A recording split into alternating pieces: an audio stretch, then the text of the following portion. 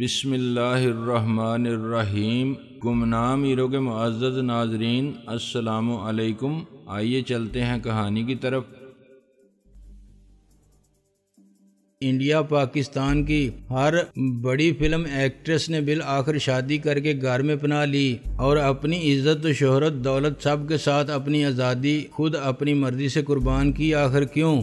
شاید انتہائی طاقتور عورت بھی مرد کی رفاقت کے بغیر خود کو کمزور اور نامکمل محسوس کرتی ہے۔ میں نے کہا، تمہاری طرح میری زندگی کتاب بھی ہے، اس میں بھی ماضی کی کہانی کے باب جدا جدا ہیں اور تم بھی میری کہانی کا ایک باب یقیناً ہو، مگر فرق صرف اتنا ہے کہ تم اپنی کہانی سنا سکتے ہو اور لکھ سکتے ہو، میں ایسا نہیں کر سکتی کیونکہ میں عورت ہوں۔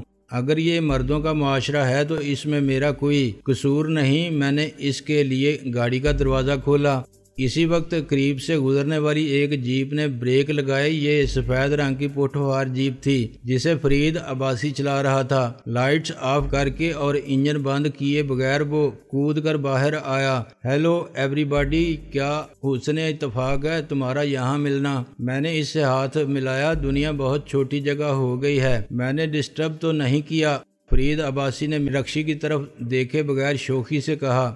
رکشی مسکرائی۔ میرا تو خیال ہے کہ آپ بڑے صحیح وقت پر آئے، ابھی میں آپ کو ہی یاد کر رہی تھی۔ میں رکشی کے جھوٹ کو جھوٹ بھی نہیں سمجھ سکتا تھا۔ کیا پتا اس کے دل میں فرید عباسی کا خیال آیا ہو۔ خیال بے وجہ نہیں آتا، جیسا کہ شاعر نے فرمایا ہے، حادثہ بے سبب نہیں ہوتا، لیکن مجھے وجہ اور سبب جاننے کی کیا ضرورت ہے؟ عباسی کا چہرہ روشن ہو گیا۔ ظاہر نصیب، میں نے کہا، کہتے ہیں دل کو دل سے راہ ہوتی ہے، ادھر انہوں نے یاد کیا، ادھر تم پہنچ گئے، ایک ایسی جگہ جہاں سے اس وقت کوئی نہیں گزرتا۔ عباسی نے کہا، یہ تو ٹھیک ہے، مجھے یاد نہیں آخری بار میں ادھر کب آیا تھا اور کیوں اور کس کے ساتھ۔ میں نے کہا۔ رکشی ہنسنے لگی۔ کیا اس سڑک پر کہیں بورڈ لگا ہوا ہے کہ یہ شہر عام نہیں ہے، کوئی اکیلا نہیں آ سکتا ادھر؟ رکشی کے چہرے پر پھیلی ہوئی اداسی اور اعصابی کشیدگی کی کیفیت میں حیرت انگیز تبدیلی آئی تھی۔ اس کا چہرہ ہی نہیں، آنکھیں بھی مسکرانے لگی تھیں۔ فرید عباسی کے لیے اس کی نظر میں پسندیدگی اس کے جذبات کا عکس میں نے پہلے بھی دیکھا تھا، اور عباسی تو کھل کے رکشی کی تعریف کی تھی۔ اچانک مجھے یوں لگا کہ یہ سب ایک ڈرامے کا ایسا سین ہے جس کو لکھنے والے تقدیر کے ہاتھ ایک کہانی کا پورا اسکرین پلے کہانی کے انجام تک تمام تفصیلات کے ساتھ مکمل کر چکے ہیں، اور یہ سب ایسے ہی ہونا تھا جیسے پہلے سے اس کی ریہرسل ہو گئی تھی۔ مجھے رکشی کو ساتھ لے کر یہاں آنا تھا اور ہیرو عباسی کو بھی عین اس وقت نمودار ہونا تھا جب ہیروئن رکشی گاڑی میں بیٹھ کے روانہ ہونے والی تھی۔ اگر سڑک پر آگے رکشی مجھ سے کوئی بات نہ کرتی تو عباسی کو اس سڑک پر کوئی نہ ملتا، اور اس وقت میں نے سوچا کہ اگر ایسا ہی ہے تو پھر کیوں نہ میں خود اس کہانی کو آگے بڑھا دوں جس میں ابھی تک میرا کردار ولن جیسا ہی رہا تھا۔ میں نے رکشی کو نیک نیتی کے ساتھ ایک مخلصانہ مشورہ دیا تھا، لیکن رکشی نے شاید کسی رفیق تنہائی کی ضرورت کا اعتراف کرتے ہوئے کسی اور کے بارے میں نہیں سوچا تھا، چنانچہ اس نے از خود ہی کہہ دیا تھا جو اس کے دل میں تھا۔ اس نے کہا، پولیس آ ہی جاتی ہے کسی نہ کسی بہانے رنگ میں بھنگ ڈالنے کے لیے۔ میں نے کہا، نہ یہاں رنگ ہے نہ بھنگ، محض جنگ چل رہی تھی۔ رکشی مجھے زبردستی کھینچ لائی تھی یہاں، ورنہ میرے پاس ان فضولیات کے لیے وقت کہاں، میں سارا دن اپنے چکروں میں رہتا ہوں اور ان کے کسی کام کا نہیں۔ رکشی نے سوالیہ نظریں اٹھائیں۔ ہم یہاں تفریح کے لیے نہیں آئے تھے۔ میں نے کہا، بالکل ٹھیک کہا تم نے، ہم ادھر دیر سے صرف لڑ رہے تھے، اب عباسی آ گیا ہے تو تم بیٹھو یہاں، جب تک جی چاہے میں چلا۔ عباسی گڑبڑا گیا۔ تم کہاں چلے؟ میں نے کہا، یار ان کا تو کہنا تھا کہ یہ کوئی وقت ہے واپس جانے کا، مگر میرے پاس وقت نہیں ہے، تم بیٹھ سکتے ہو ان کے ساتھ یہاں اور کچھ چاندنی کی یا بھیگی ہوئی رات کی اور افشاں جیسے ستاروں کی شاعرانہ باتیں کر سکتے ہو تو چشمے مار روشن دل ماشاد، شاید اسی لیے یہ تمہیں یاد کر رہی تھی۔ رکشی سنجیدہ ہو گئی۔ یہ بات نہیں ہے فرید۔ وہ جس انداز تخاطب پر چونکا، کیا بات ہے؟ کیا تم مجھے کسی ہوٹل تک چھوڑ آؤ گے؟ رکشی نے کہا۔ عباسی کی صورت پر تشویش کے آثار نمودار ہو گئے۔ ہوٹل؟ ہاں، فی الحال میں ہوٹل ہی جا سکتی ہوں۔ مگر کیوں شاہ عالم ہاؤس جانے میں کیا ہے؟ وہ بولا کچھ نہیں، بس میں جانا نہیں چاہتی وہاں۔ رکشی نے دوسری طرف دیکھتے ہوئے کہا میں تمہیں بتا دوں گی راستے میں۔ فرید عباسی نے میری طرف دیکھا، شاہ جی آخر معاملہ کیا ہے؟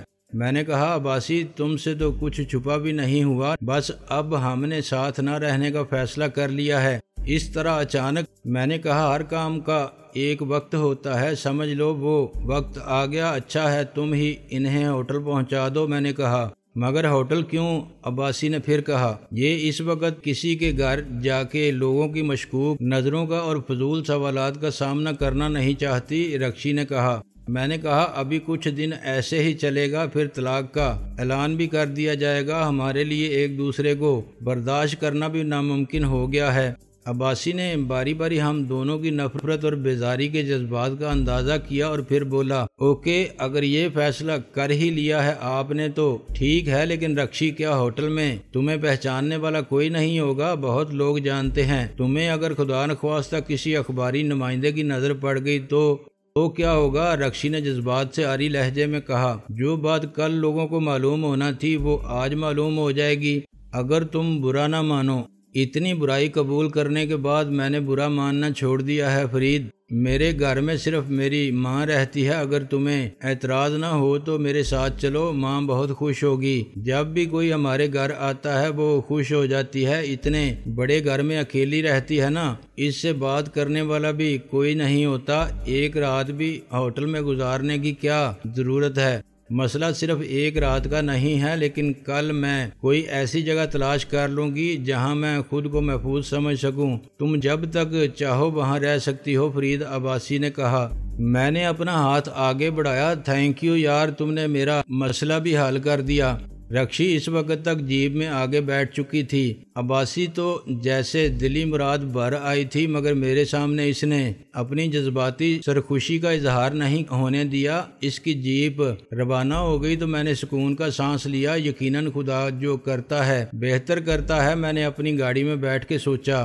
اسباب اور واقعات کے فرق کے ساتھ ان کی ازدواجی زندگی میں ایک جیسی ناکامی کا دکھ مشترکہ تھا۔ شاید قدرت نے انہیں ملایا ہی اس لیے تھا کہ وہ ایک دوسرے کے درد کا درماں بن سکیں۔ مجھے اندازہ نہ تھا کہ رکشی کا معاملہ اس حد تک خطرناک بھی ہو سکتا ہے۔ اسے عباسی کے سپرد کر کے مجھے یوں لگا جیسے میں نے بروقت کسی بم کو پھٹنے سے پہلے بم ڈسپوزل والوں کے حوالے کر دیا ہے جو اسے نکارہ بنا سکتے ہیں۔ اب میں اپنے معاملات سے نمٹنے کے لیے آزاد تھا اور مجھے معلوم تھا کہ اس راہ کی مشکلات میری توقعات اور اندازوں سے بہت زیادہ ہوں گی، جس پر میں بہت آگے نکل آیا ہوں، اتنا آگے کہ اب واپسی کی راہ پر گرد سفر ہے جس میں سب کچھ اوجھل ہو گیا ہے۔ گزری ہوئی منزلوں کے نشان، بچھڑ جانے والے ہم سفر اور وقت کی راہ گزر پر اپنے نقش قدم۔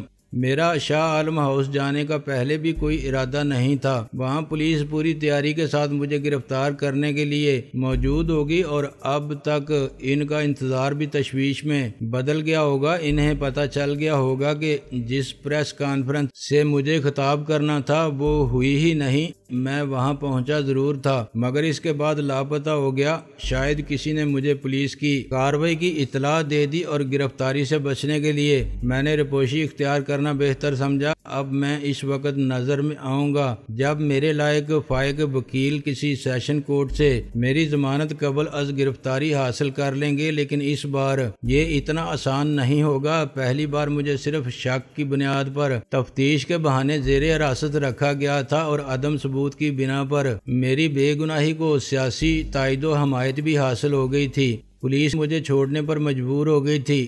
اب صورتحال بالکل مختلف تھی۔ میرے خلاف سازش کرنے والوں نے بڑی محنت سے اور سوچ بچار کے بعد پوری تیاری کے ساتھ جال پھیلایا تھا۔ خادم مرزا اور خالد عثمان کی لاشیں 10 گواہوں کی موجودگی میں میرے گھر سے نکالی جا چکی تھی، جن کو میں نے اپنے گھر کے پچھلے حصے میں زمین کھود کے گاڑ دیا تھا۔ وہ عام سپاہی کارکن یا میرے نمک خوار اور پاپوش بردار نہیں، شہر کے معزز تاجر اور با اثر لوگ تھے۔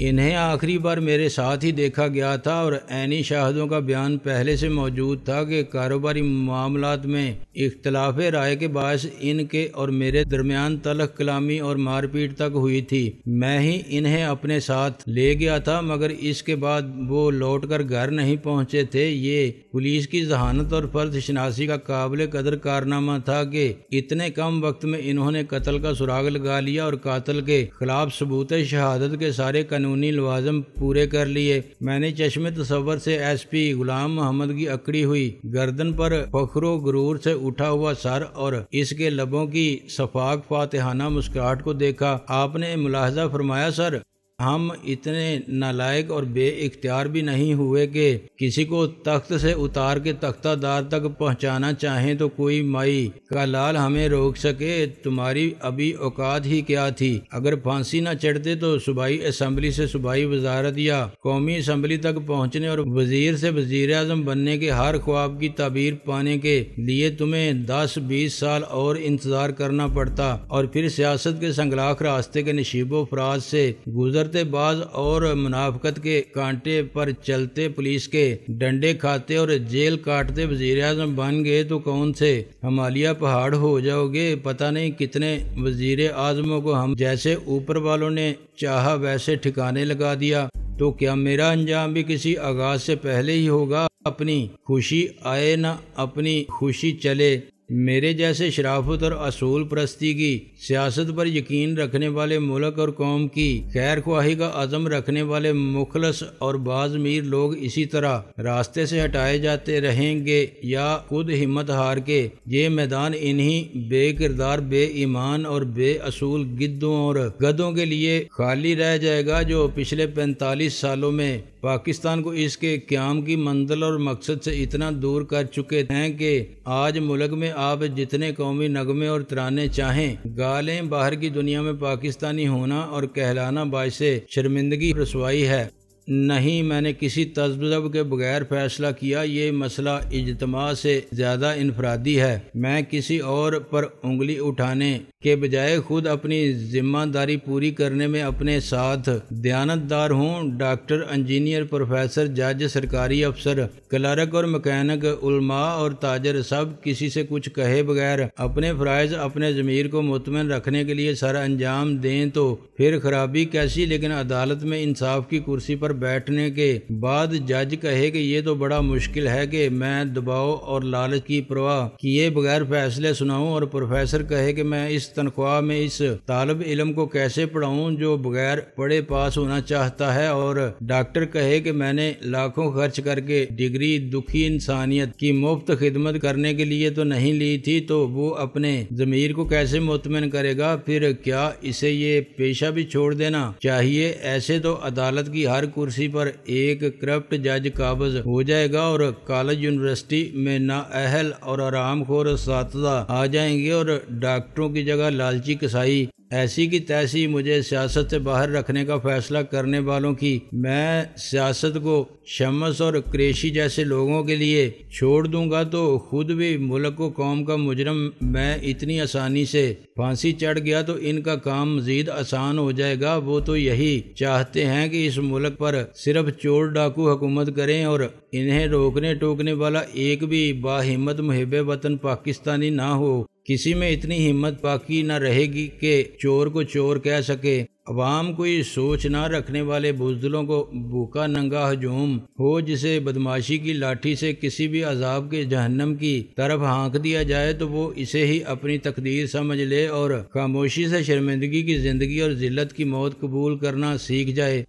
گارڈ نے سر ہلایا۔ کیوں نہیں سر، خطرات سے نمٹنا جن کا پیشہ ہو انہیں چھٹی حص پر زیادہ بھروسہ کرنا پڑتا ہے۔ میں نے کہا رائٹ۔ اس وقت اچانک مجھے میری چھٹی حص نے خبردار کیا ہے کہ آگے خطرے کی سرحد ہے۔ مجھے اس کو عبور نہیں کرنا چاہیے۔ پھر ہمارے لیے کیا حکم ہے سر؟ ڈرائیور بولا۔ میں نے کہا تم مجھے یہاں اتار دو، میں ادھر چھپ کے کھڑا ہو جاتا ہوں۔ تم وہ ٹیلی فون والوں کی کیبنٹ دیکھ رہے ہو، وہ جو لوہے کی الماری سی کھڑی ہے، میں اس کے پیچھے انتظار کرتا ہوں، تم گاڑی لے جاؤ بالکل اسی طرح جیسے میں گاڑی میں موجود ہوں۔ آگے دیکھو کیا ہوتا ہے، تم سے کون کس قسم کے سوال پوچھتا ہے، تمہیں آگے جانے سے کوئی نہیں روک سکتا۔ تم سیکیورٹی ایجنسی کے ملازم ہو اور بس ہم کیا بتائیں آپ کے بارے میں؟ تم کہہ سکتے ہو کہ ہوٹل سے صاحب اور بیگم صاحبہ کہیں چلے گئے تھے کسی کے ساتھ اور ہمیں حکم دیا تھا کہ واپس جائیں۔ تم کسی کو نہیں پہچانتے اور تمہارا کام حکم کی تعمیل کرنا ہے۔ تم نئے ہو اور ہر سوال کے جواب میں کہہ سکتے ہو کہ ہمیں نہیں معلوم۔ اب جاؤ اور آدھے گھنٹے کے اندر خود آؤ یا کسی کو بھیج دو جو مجھے صحیح صورتحال بتا سکے۔ رائٹ، اب جاؤ، میں اسی جگہ ملوں گا تمہیں، میں نے کہا۔ جب گاڑی نظر سے اوجھل ہو گئی تو میں پلٹ کر چلنے لگا۔ آدھے گھنٹے بعد میں کئی موڑ کاٹنے کے بعد اتنی دور نکل گیا تھا کہ فوری طور پر مجھے کوئی خطرہ لاحق نہیں رہا تھا۔ پھر مجھے ایک ٹیکسی مل گئی جس نے مجھے آدھے گھنٹے میں رئیس خانے پہنچا دیا۔ رئیس خان نے ایک یتیم خانے سے میرے ساتھ دوستی کے سفر کا آغاز کیا تھا۔ اس وقت وہ رئیس خبیث تھا اور میں ناصر عظیم افتاد طبعی عادات اور مزاج، خیالات اور مقصد حیات کے بارے میں اپنے نقطہ نظر کے اعتبار سے بالکل مختلف تھے۔ شاید یہ ایک دوسرے کے لیے نیک نیتی اور خلوص کے جذبات تھے جس نے ہمیں ایک دوسرے کے لیے ناگزیر بنائے رکھا اور ہم زندگی کے الگ الگ راستوں پر چلتے رہے، ٹھوکریں کھاتے، گرتے اور سنبھلتے، بچھڑتے اور ملتے۔ برسوں بعد بھی بقول رئیس خان ایسے تھے جیسے نٹ بولٹ۔ وضاحت اس کی وہ یوں فرماتے تھے کہ پیارے دیکھنے میں بالکل الگ صورت ہے دونوں کی۔ نٹ چھوٹا بڑا ہو سکتا ہے، موٹا یا پتلا ہو سکتا ہے، بولٹ لوہے کا ہو یا سونے کا، کوئی چکور ہوگا تو کوئی 6 پہلو والا، کسی کی چوڑی باریک ہوگی کسی کی موٹی، لیکن ہر نٹ کے لیے ایک بولٹ لازمی ہے اور ہر بولٹ بیکار ہے اگر نٹ نہ ہو۔ معاملہ پکا وہاں ہوتا ہے جہاں چوڑی بیٹھ جائے۔ اپنی یاری بھی بس ایسی ہی ہے۔ اللہ میاں نے تجھے بنا دیا سونے کا اور ہم تھے لوہا، پھر زمانے کی بٹی نے تجھے کر دیا کندن تو ہمیں بنا دیا فولاد۔ اب دیکھنے والے حیران ہوتے ہیں کہ اس سونے کے نٹ سے یہ فولادی بولٹ کیوں لگا ہوا ہے، مگر یہ کوئی نہیں سمجھتا کہ اصل بات ہے چوڑی کی۔ اپنی چوڑی ایک ہے اور وقت کے ساتھ چوڑی پر چوڑی چڑھنے سے یاری اتنی پکی ہو گئی ہے کہ اب نٹ ٹوٹ جائے یا بولٹ تو الگ بات ہے، ورنہ کون الگ کر سکتا ہے ہمیں۔ رئیس کا قلعہ نما گھر سمنا آباد کے علاقے میں تھا۔ باہر سے یہ لال پتھروں کی ایک دیوار تھی جس کا بہت بڑا فولادی گیٹ تھا۔ اندر سے عمارت کا حلیہ بدلتا رہتا تھا۔ اس کا نقشہ خود رئیس خان نے بنایا تھا اور میرے اس مشورے کو صاف مسترد کر دیا تھا کہ وہ کسی سول انجینئر یا ماہر تعمیرات کی خدمات حاصل کرے۔ اس کا موقف بہت واضح تھا، پیارے رہنا مجھے ہے یا اس کو؟ میں نے کہا آرکیٹیکٹ۔ ابے ہاں وہی، پہلے سال راج کہلاتے تھے، اب ہو گئے ہیں سول انجینئر اور آرکیٹیکٹ۔ بھائی بہت بنگلے اور کوٹھیاں دیکھ چکے ہیں ہم بھی، ویسے نہیں رہنا ہمیں۔ اپن کو چاہیے ایک کمرہ یاروں کے لیے جہاں سب ہلا گلا کریں اور دل چاہے تو لمبی تان کے سو جائیں۔ ہم کمرہ اکیلے سونے کے لیے اور ایک بیوی کے ساتھ سونے کے لیے ابھی تک نہ صحیح، لیکن ایک نہ ایک دن کوئی سالی ضرور مل جائے گی رئیس خان کو بھی۔ پھر پیارے ایک کمرہ کسی معشوق کے لیے بھی ہونا چاہیے۔ اس نے ایک آنکھ دبا کے کہا تھا تیرا دماغ خراب ہے، اب بیڈ روم تو بیڈ روم ہی ہوتا ہے۔ نہیں پیارے، اب جو بیوی چاہتی ہے وہ معشوق کی پسند کیسے ہو سکتی ہے؟ اور پھر اپنے شوق کے لیے ایک تو ہوگا عمران خان کا کمرہ، اصیل مرغ ہوں گے اور ان کی تربیت کے لیے استاد، ان کے کھانے پینے کا خاص انتظام دوسرے کمرے میں۔ ہم کبوتر پالیں گے جس کمرے میں ہم گھر والی کے ساتھ رہیں گے، اس کا ایک دروازہ کھلے گا مرغ روم میں تو دوسرا کھلے گا کبوتر روم میں۔ اس نقشے میں رئیس خان حسب خواہش تبدیلی بھی کرتے رہتے تھے، صرف بیوی والا بیڈ روم ابھی تک ویسا ہی تھا جیسا بنایا گیا تھا۔ سال 6 مہینے میں کوئی معشوق ترقی کر کے منگیتر کے عہدے پر فائز ہو جاتی تو معشوق روم میں اس کی پسند کے مطابق تبدیلی لائی جاتی تھی۔